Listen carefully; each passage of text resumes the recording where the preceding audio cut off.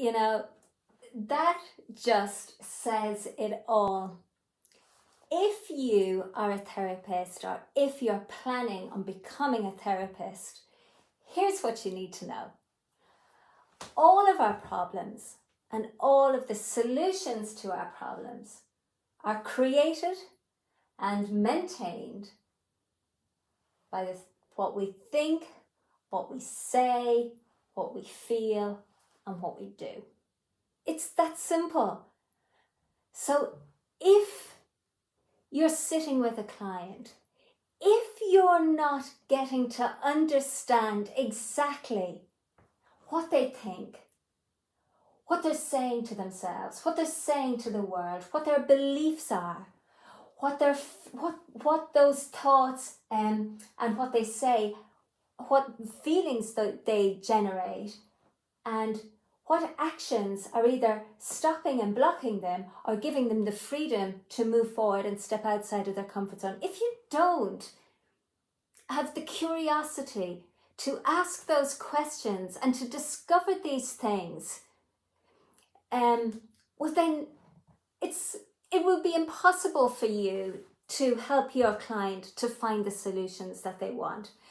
There's so much in this and it's so simple, but at the same time it's really quite difficult, because your client, if you ask them about the problem, they can talk loads about that. They'll tell you what they think. They'll tell you about the limitations that they have. They'll tell you about that sabotaging voice and that internal dialogue that stops them from moving forward. They'll tell you about how awful that they feel. They'll tell you about all these automatic behaviours that just seem to happen on autopilot, and there seems to be nothing that they can do about it. But then you're going to ask them, what is it that you want to be? Imagine that you have achieved your goal. Imagine that it's no longer a problem for you. Tell me, what is it you want to be able to think differently? What words and what internal dialogue will support you? What feelings do you want to feel inside your body to help you to maintain that progress over time? And how will your actions and your behaviours be different? Now, that's a really difficult set of questions for your clients to answer. Because for them to answer those questions, they have to physically take themselves out of this time, the time that they're in right now, the body that they're in right now, and the environment that they're in right now, and somehow they've got to mentally transport themselves to some place in the future where the very problem that brought them here to see you is no longer a problem, and they've got to imagine themselves living that life, thinking, feeling, doing, and being all those things that they want to be. And when you create the space inside your therapy room or your online therapy room where your clients are able to take the time to go inside their own mind and to Google for those answers, something magical happens. Because what you'll be doing is harnessing what we call conversational hypnosis. You will literally be facilitating time travel so your clients can go to that future and experience it for themselves inside their own mind and actually come up with a solution to their problem. And you'll see them doing what I'm doing. You'll see them accessing stuff. Their eyes will move maybe up. They might look down. What they're doing when that's going on, it's not that they haven't heard you or that they don't understand you. So you have to keep quiet and just watch and wait patiently, because they're gone inside their mind and they're actually Googling for the answers. They're gone down pathways. Neurons are firing up there. They're making connections as they begin to kind of pull it together to create a representation of what life will be when it's no longer a problem. And then in the middle of it, they'll probably go, sorry, what did you say again? And you're probably wondering to yourself, oh, I'm not explaining this well enough. But you are. It's just that they went down this wonderful rabbit hole of self-discovery to discover what they need to think, what they need to say, what they need to feel, and what they need to do in this new positive alternative reality.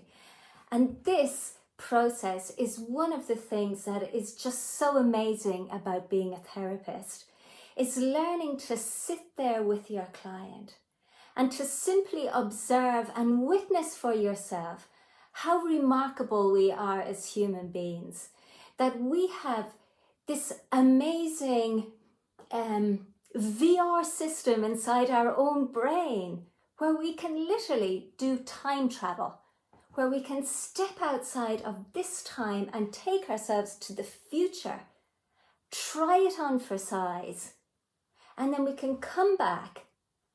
And it takes a while to get the words out, but then you listen to your client as they begin to explain to you what they want to think, what they want to feel, what they want to do, and how they want to behave. And that whole process of going out, finding these things, bringing them in, and then struggling to put them into words is magic. And if you're there with your pen and your page and you're ready to listen, your client is going to give you a set of hypnotic suggestions, magic words that are a perfect fit for the person that they want to become. And because those words have come from them and from them taking the time to do that deep internal process, when you formally hypnotize them, when you get them to close their eyes and to relax into the process of hypnosis, and you tell them that from this moment on, you are calm, relaxed, and confident in every situation, their subconscious mind will accept those suggestions without any disruption. They will literally slip into their subconscious mind because all you're doing is validating what they've already come up with themselves. So this is such an important little thing here. And I just want to go over it again.